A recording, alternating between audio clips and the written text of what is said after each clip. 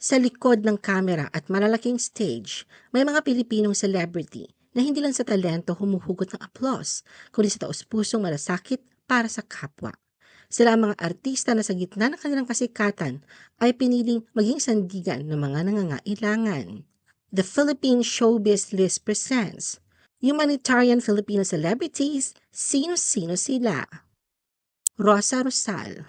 Si Rosa Rosal ay isang batikang aktres at humanitarian.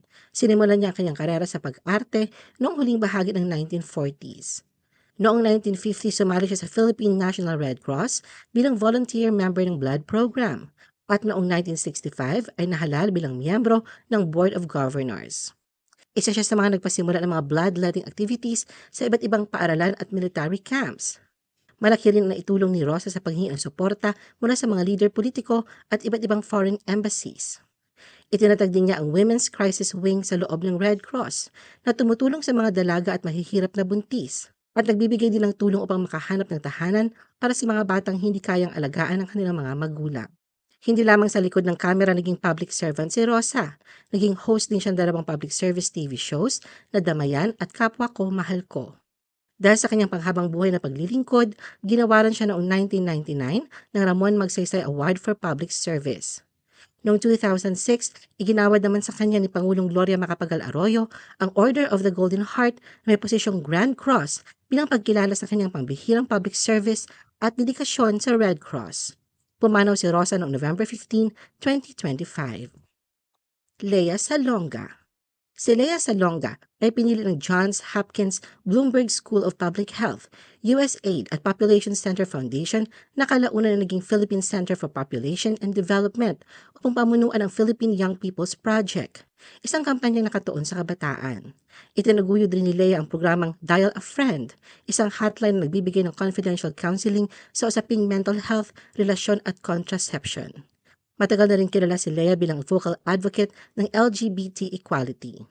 Noong October 2010, hinirang siya bilang Goodwill Ambassador ng Food and Agriculture Organization o FAO ng United Nations. Sa panahon ng pandemya, naging matapang na tinig si Lea laban sa tumataas na kaso ng anti-Asian racism at gendered violence. Piolo Pascual. Noong September 2025, kinilala ng Rise Against Hunger Philippines o RAHP, isang non-government organization na nakatuon sa paglaban sa gutom, pagpapalakas ng komunidad at pagtugon sa mga emergency, si Piolo bilang kanilang pinakabagong campaign ambassador.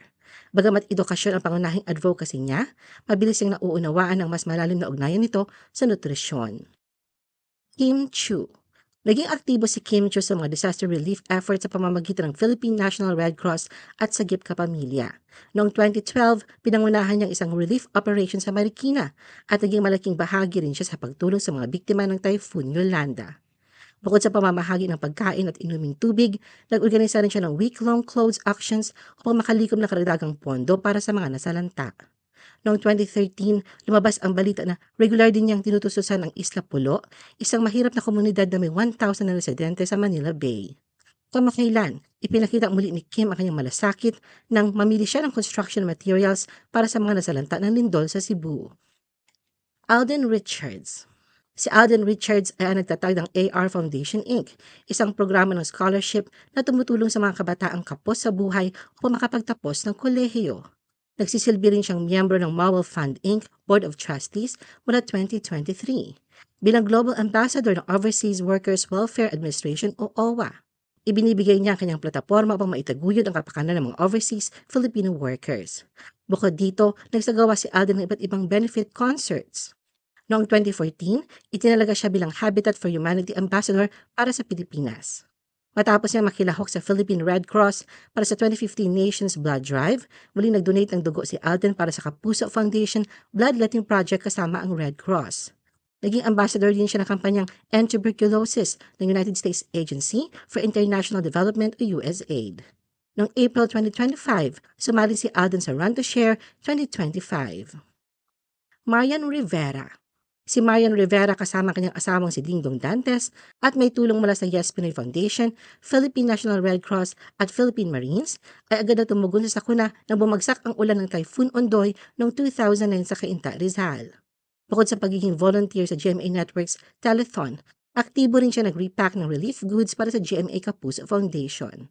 Noong 2011, nakibahagi siya sa kampanya ng Marriott Manila upang maabot ang mga biktima ng Typhoon Sendong, lalo na ang mga bata sa Pasay. Noong 2012, sumama si Marian sa Philippine Red Cross sa kanilang mission sa Quezon City. Noong tumama ang Typhoon Yolanda, tumulong si Marian sa pagpapak ng relief goods. Bukod dito, inilunsad niya ang Upland Bangka, isang livelihood project kung saan pinondohan niya ang paggawa ng fishing boats na ipamimigay sa mga mangingisda sa Cebu. Noong 2014, ginamit niya kanyang impluensya upang itaguyod ang karapatan ng kababaihan at mga batang may kapansanan bilang itinakdang Ambassador for Women and Children with Disabilities ng Congress of the Philippines. Sa huling bahagi ng taon, nadagdagan pa ang kanyang listahan ng advocacies nang maging aktibo siya sa Smile Train. Kamakailan lamang walang ipinakita ni Marian ang kanyang malasakit na mag-donate ng mga sako ng bigas at mag-volunteer sa relief repacking activity ng GMA Kapuso Foundation para sa mga komunidad na naapektuhan ng Typhoon Tino at Super Typhoon Uwan. Catherine Bernardo. Noong 2015, si Catherine ay pinakilala bilang ambassador ng Nordhoff Craniofacial Foundation o NCF, isang organisasyong tumutulong sa mga batang may cleft palate. Bukod dito, nagpakita rin si Catherine ng malasakit sa mga frontliners noong pandemya. Ann Curtis. Si Ann Curtis ay nagsimulang sumuporta sa UNICEF Philippines noong 2009 at dahil sa kanyang patuloy na pakikiisa, hinirang siya bilang celebrity advocate. Isa sa mga hindi malilimutang bahagi ng kanyang serbisyo ang pagpunta niya sa Leyte matapos ang Typhoon Yolanda noong 2013. Noong October 2015, inilunsad ni Ann ang charity run na Heroes for Children Run para suportahan ang kampanyang 1,000 Days of Life ng UNICEF. Dahil sa kanyang matapat na paglilingkod at dedikasyong makatulong sa mga bata, siya ay hinirang noong 2019 bilang UNICEF National Goodwill Ambassador.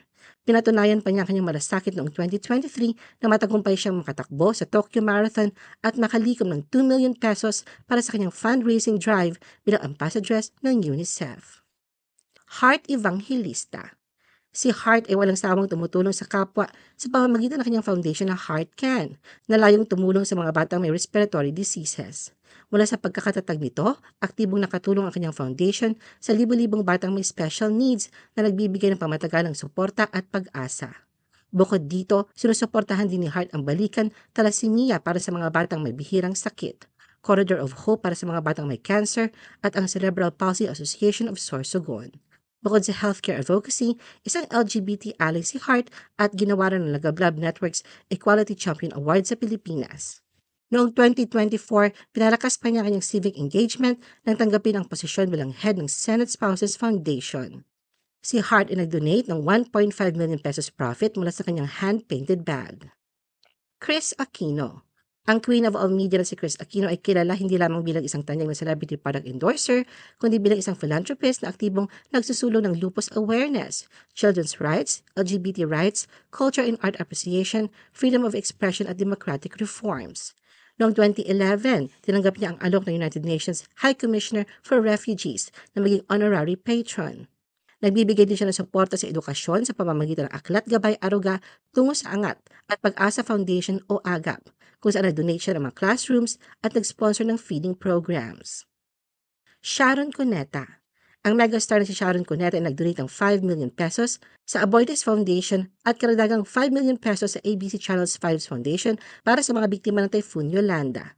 Sa gitna ng pandemya, lihim na nag-donate si Sharon ng 3 million pesos para sa COVID-19 relief. Bukod sa mga emergency, aktibo rin siya sa kanyang mga paboritong charities gaya ng Gawad Kalinga at PAWS. Vice Ganda. Ang uncabagable star na si Vice Ganda ay nag-auction ng ilang damit at nag-perform sa isang fundraising comedy show. Sa kasagsagan ng pandemya, nag-donate si Vice ng face mask, disposable gloves, safety goggles, alcohol at disinfectant spray para sa mga health workers sa iba't ibang ospital sa bansa. Noong 2020, namuno siya ng donation drive na nakapaglaan ng mahigit 1 million pesos upang makabili ng mga tulong para sa mga naapektuhan ng Typhoon Ulysses. Kamakailan lamang naging sentro ng kontrobersya si Vice matapos balikan ang kanyang pledge noong 2023 na tumulong sa isang paaralan sa Sorsogon. Casey Concepcion. Si Casey Concepcion ay ang kauna-unahang Filipino Goodwill Ambassador ng United Nations World Food Program o UNWFP at aktibong lumahok sa iba't ibang mission trips simula 2008 sa loob at labas ng bansa. Siya rin ang ambassador ng Worldwide Fund for Nature o WWF Philippines. Sa kanyang personal na pamaraan, gumawa si Casey ng online shop na Casey's Closet na nakalikom ng 1 million pesos at buong pusong idinonate sa isang public school sa Maguindanao. Noong September 2025, muling itinalaga si Casey bilang National Goodwill Ambassador ng UNWFP. Angel Luxin. Isa si Angel sa pinaka-involved na personalidad sa humanitarian at civic engagement at isang aktibong volunteer at ambassador ng Philippine Red Cross. Matapos ang hagupit ng bagyong Ondoy at Pepeng noong 2009, nakipagsanib puwersa siya kay Ann Curtis upang buuin ang fundraising project na Shop and Share. Patuloy ang kanyang malasakit noong 2019 sa Cotabato earthquakes. At noong Typhoon Odette, nag-pledge siya ng 2 million pesos para sa Office of the Vice President. Maliban sa disaster relief, si Angel ay aktibong tagapagtaguyod ng children's education at LGBT rights. Noong 2020, nakipagtulungan siya sa United States Agency for International Development at Lunas Collective upang palakasin ang awareness at suporta para sa mga survivor ng domestic abuse. Dahil sa kanyang walang kapantay na kontribusyon, pinarangalan siya ng Forbes bilang isa sa Asia's Heroes of Philanthropy noong 2019. Ginawaran ng Gawad Filipino Awards bilang Ambassador for Peace at Humanitarian Advocate. Isinama ng Tatler sa Asia's Leaders of Tomorrow noong 2020 at tumanggap ng Spirit of Philanthropy Award mula sa Philippine Red Cross noong 2021. Dingdong Dantes. Si Dingdong Dantes ay founder ng Yes Pinoy Foundation, isang organisasyong naglalayong punan ang resource gap sa edukasyon, tumutulong sa out-of-school youth at nagbibigay suporta sa mga anak ng mga sundalong nasawi sa tungkulin. Sa pamamagitan ng scholarship programs, trainings at iba't ibang community projects, naging tulay ang Yes Pinoy sa libo-libong kabataang nangangarap magkaroon ng mas magandang kinabukasan. Dahil sa kanyang dedikasyon sa paglilingkod, hinirang at pinunumpaan siya ni Pangulong Benigno Aquino III bilang Commissioner at Large ng National Youth Commission noong 2014. Ano ang masasabi mo sa video na ito? Mag-like o mag-react at huwag mahiyang mag-comment. For our YouTube viewers, huwag kalimutan mag-subscribe at i-hit ang notification button. At para sa aming Facebook viewers, mag-like at follow sa aming Facebook page para updated ka sa mga showbiz chika. Thanks for watching!